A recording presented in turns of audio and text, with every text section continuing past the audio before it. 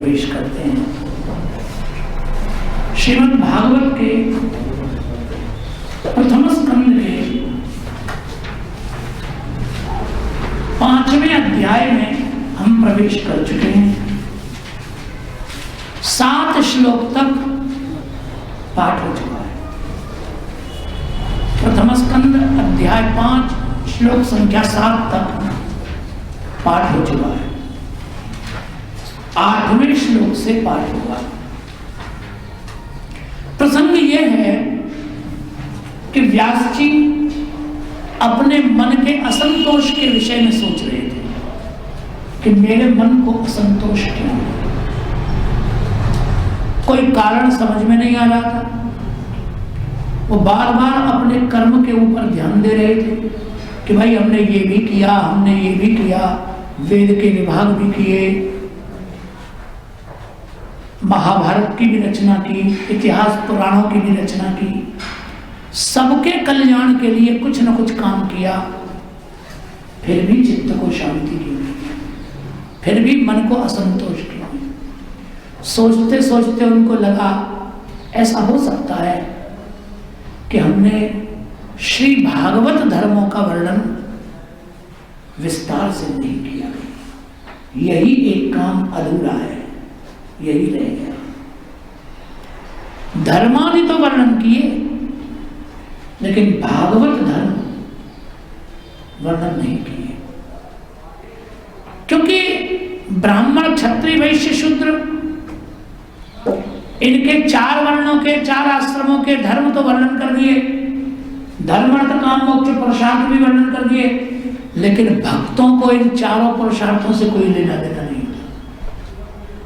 भगवान के भक्त तो भगवान को ही चाहते हैं, तो भक्तों की कोई सेवा हमने नहीं की, और भक्त ही भगवान को प्यारे हैं। भक्तों को भागवत धर्म प्यारे हैं और भक्त भगवान को प्यारे हैं। तो हमने भक्ति मार्ग की कोई सेवा हो सकता है, इसीलिए चित्त में अशांति हो, आत्मा अधूरी हो सकता है। ऐसे विचार कर रहे थे, इतने में नारद जी आ गए। नारद जी का स्वागत किया, बैठाया, विराजो मारा, पूजन किया, और नारद जी व्यास जी का चेहरा देख करके बोले, लगता है आत्मा संतुष्ट नहीं है, मन संतुष्ट नहीं है,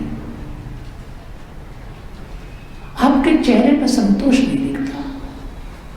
क्या आपने तो बहुत काम किया, बड़ी सेवा की, फिर आपके मन में अशांति क्यों, अकृतार्थता क्यों है, ये बताइए। तो व्यास जी कहते हैं कि आप जो कह रहे हो वो सब तो हमने किया है, तो भी हमारे मन को चैन नहीं है। क्यों नहीं है मालूम नहीं। तन्मूलम अव्यक्तम, कारण अव्यक्त है, कारण पता नहीं। आप तो अगाध बोध हो, आपके ज्ञान के जैसा ज्ञान तो किसी को नहीं है।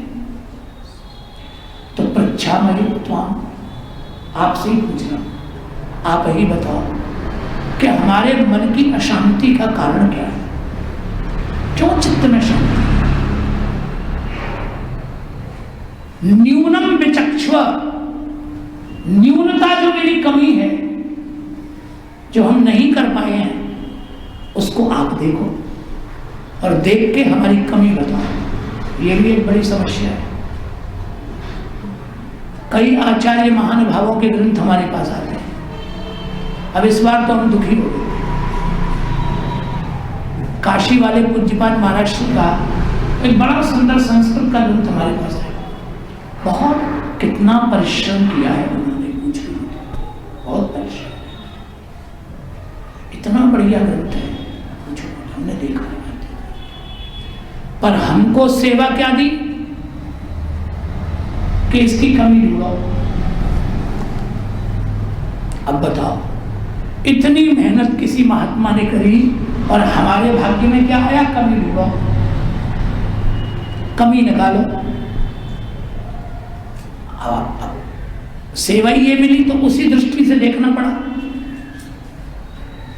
देखा और जो लगा वो उनको बताया भी।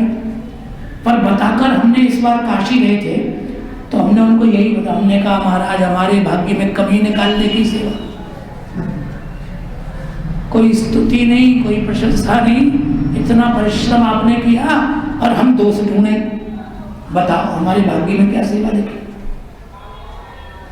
तो बोले शास्त्री जी अब बात यह है कि अपनी कमी खुद को नहीं दिखती है, अपनी कमी खुद को नहीं मालूम, कोई दूसरा देखे तो मालूम पड़े। आप विद्वान हो, पंडित हो, अब हम कहाँ जाएं भाई, ये काम किसको दे, ये सेवा किसको दे। तो मजबूरी में अब आप ही हमारे सामने हो तो हम आपको ही देते हैं।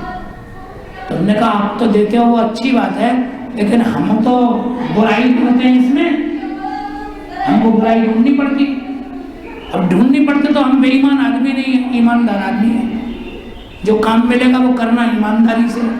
तो बुराई भी ढूंढनी है तो ईमानदारी से ही ढूंढनी है, तो ढूंढनी पड़े।